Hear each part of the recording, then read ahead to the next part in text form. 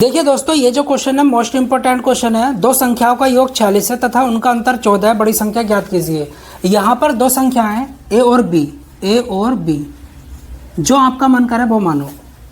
इन दोनों संख्याओं का योग ए प्लस बी कितना है 46, और इन दोनों संख्याओं का अंतर कितना है ए माइनस बी 14। ओके, देखिए इसको बोलते हैं बड़ी संख्या, इसको बोलते हैं छोटी संख्या। अगर इस तरीके का केस आपके पास ए प्लस बी ए माइनस बी, ए की वैल्यू निकालने के लिए इन दोनों को जोड़ना होगा। कितना आएगा 60, और 2 से डिवाइड कर दो तो कितना आया 30। ए की वैल्यू कितनी हुई 30, तो ये तो हुई बड़ी संख्या। छोटी संख्या निकालनी है बी की वैल्यू, तो देखिए इन दोनों को घटाना होगा। कितना आएगा 32। 32 को 2 से डिवाइड करो, 2 से ही डिवाइड करना। ओके, इस तरीके के केस में ए प्लस बी ए माइनस बी, तो कितना आया 16। तो यहाँ पर बड़ी संख्या क्या है 30। ऑप्शन आपका डी बिल्कुल करेक्ट जाता है। ओके, एग्जाम में इस तरीके के कैलकुलेटिव क्वेश्चन भी पूछ जाते हैं, तो क्या आप यहाँ पर कैलकुलेशन करेंगे? नहीं, आपको कैलकुलेशन करने की जरूरत नहीं है। जो भी आपको नंबर दे रखे हैं उनको ए बी सी मानो। इसको ए मान लेता हूँ, इसको बी मान लेता हूँ। चलिए देखिए, इसको ए माना तो ए स्क्वायर, माइनस इसको बी माना तो बी स्क्वायर। यहाँ पर क्या बनेगा ए प्लस बी। अब ये एक फॉर्मूला बन गया, आइडेंटिटी बन गई। ए स्क्वायर माइनस बी स्क्वायर क्या होता है ए प्लस बी और ए माइनस बी। ओके, नीचे क्या है ए प्लस बी, ये कट गया, बच्चा क्या ए माइनस बी। ए की वैल्यू कितनी है 0.27 माइनस बी की वैल्यू 0.13। चलिए घटाइए, 7 में से 3 गया 4, 2 में से 1 गया 1 पॉइंट, तो यहाँ पर 0.14 राइट आंसर होगा। ऑप्शन डी आपका बिल्कुल। दोस्तों, आपको इस तरीके के क्वेश्चन भी मिलते हैं, इनको किस तरीके से करना होता है आपको बिल्कुल भी घबराने की जरूरत नहीं है, बहुत आसान है। जो पहला वाला नंबर है उसको तो ऊपर रखो हमेशा, बाकी जितने भी नंबर हैं इनको नीचे रखो मल्टीप्लाई में। 2 मल्टीप्लाई 2 मल्टीप्लाई 2 मल्टीप्लाई 2, ये इसका तरीका है। चलिए 2 दूनी 4, 4 दूनी 8, 8 दूनी 16, तो 32/16, और 16 दूनी 32।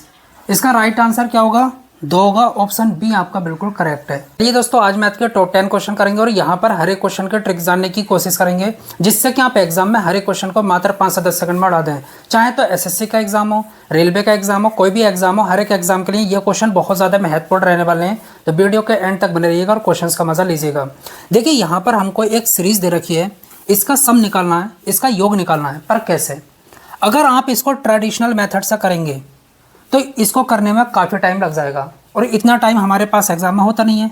तो फिर कैसे करें? देखिए यहाँ पर एक रामबाण फॉर्मूला होता है। जब भी आपको इस तरीके की सीरीज मिले, ओके, ऊपर वाला नंबर एक जैसा हो और इनका डिफरेंस वो भी एक जैसा हो। जैसे 5 में से 3 गया 2, 7 में से 5 गया 2, 9 में से 7 गया 2, इस तरीके से अगर ये कंडीशन है तो इस फॉर्मूले का यूज़ करेंगे। जो नंबर ऊपर चलता है उसको तो यहाँ पर रखते हैं, ओके, और नीचे लिखते हैं डिफरेंस। ओके, ये क्या है difference, 1/1 first term minus 1/1 last term. अब ये क्या देखिएगा, ऊपर तो 1, डिफरेंस क्या है 5 में से 3 गया 2, ब्रैकेट 1/1 फर्स्ट टर्म, जो फर्स्ट वाला फैक्टर है इसको कहते हैं, माइनस 1/1 लास्ट टर्म का मतलब है लास्ट वाला फैक्टर। ओके, इस तरीके से। अब 1/2, ओके, गुणा 15 × 15, 3 × 3, यहाँ से मिलेगा आपका 12 बटे 15 या 45। ओके, अब ये किससे कट रहा है 6 और 3 से 2, और यहाँ पर 15, तो आपका जो आंसर आएगा वो कितना आएगा 2/15। तो कौन सा ऑप्शन सही है? यहाँ पर ऑप्शन आपका डी बिल्कुल करेक्ट। जो क्वेश्चन है मोस्ट इंपॉर्टेंट क्वेश्चन है, किस तरीके से होगा? इस बार का मतलब होता है रिपीटिंग। जिस नंबर के ऊपर बार होता है उसको रिपीट करना होता है। देखिए एक्चुअल में इसका मतलब ये है 0.63636363 इस तरीके से, लेकिन हमको ये सब नहीं करना, हमको क्वेश्चन करना है वो भी आसानी से। देखिए पॉइंट के बाद जितने भी अंक होते हैं उनको देखा जाता है। जितने अंक के ऊपर बार होता है उसके लिए नीचे डिनोमिनेटर में हर में 9 लिखते हैं, और जिनके ऊपर बार नहीं होता उनके लिए 0। चलिए इसको बढ़िया तरीके से लिखते हैं 63। ओके, सब कुछ भूल जाना है। पॉइंट के बाद कितने अंक के ऊपर बार है 2 के, तो उनके लिए 99 प्लस इसी तरीके से इसको भी 37 और 2 अंक के ऊपर बार है तो 99। ओके, चलिए कितना आएगा 100 और डिवाइड में कितना 99, डिवाइड करेंगे 99 बन जा 99। ओके, इस तरीके से। अब यहाँ पर एक बचा तो पॉइंट लगाओ 0, काम नहीं चल रहा। ओके, 0 एक बार में इसी तरीके से चलेगा। ओके, इसी तरीके से। अब यहाँ पर क्या हो रहा है 01 01 01 रिपीट हो रहा है, तो इसको इस तरीके से लिख सकते हैं 1.01 के ऊपर बार। ओके, ऑप्शन बी आपका बिल्कुल करेक्ट। अब देखिए एग्जाम में इस तरीके के क्वेश्चन भी पूछे जाते हैं। क्या कहता है 5/4 प्राप्त करने के लिए 4/5 में कितना जोड़ना होगा। हम सेकंड्स में कर सकते हैं। देखिए ये कहता है 4/5 में क्या जोड़ूं, तो मैं एक काम करता हूँ 4/5 में x जोड़ देता हूँ। क्या x, और हमको कितना मिला 5/4।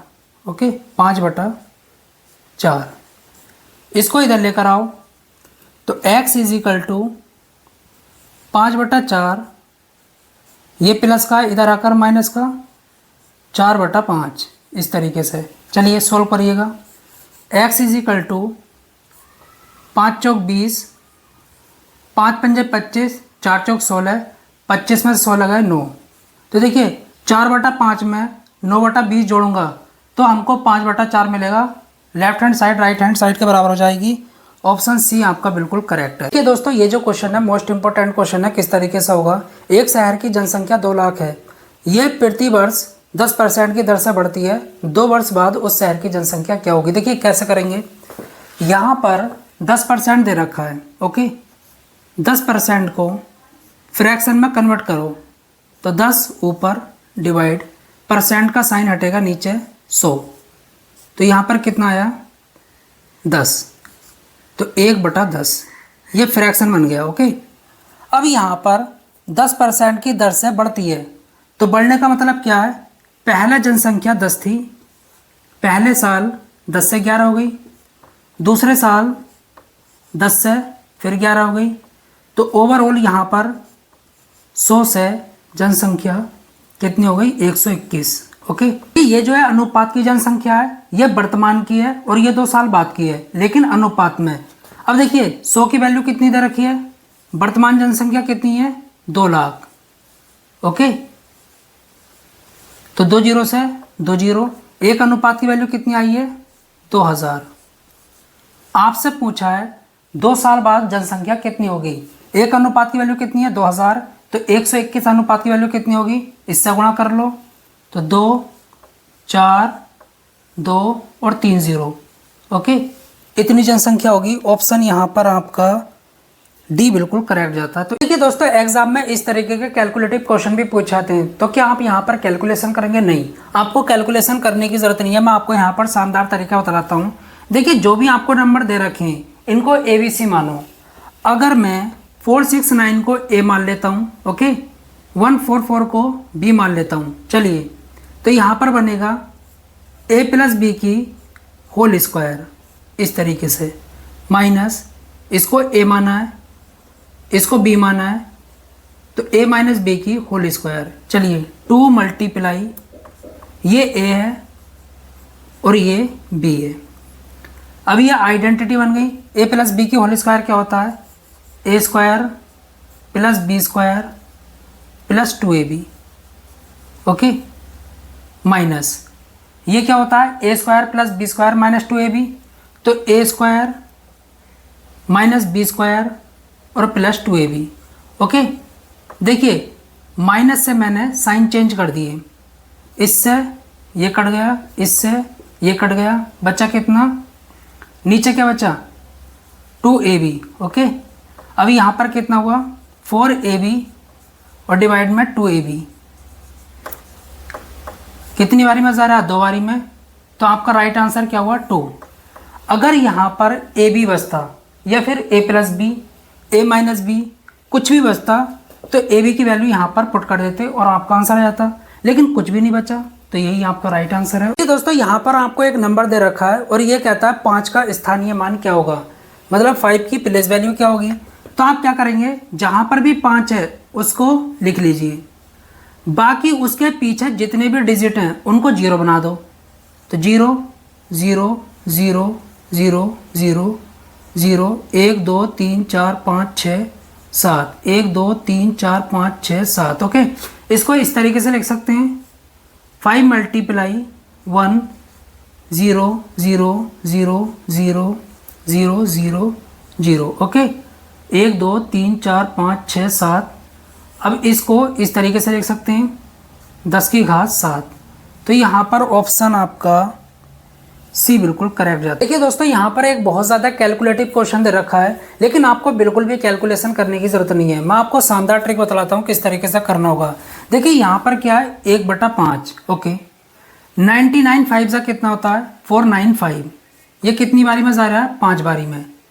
यहाँ का नंबर और यहाँ का नंबर एक जैसा है, तो अब आपको क्या करना है, जो ये 99 है इसको तो यहाँ पर लिखना है। ओके, इस तरीके से, और यहाँ पर जो 9 है इनके लिए 0। ओके, 0 0 0। जो यहाँ पर 9 है उनको तो ऐसे लिखना है, और जो यहाँ पर 9 है उनके लिए 0 0। यही आपका राइट आंसर होगा।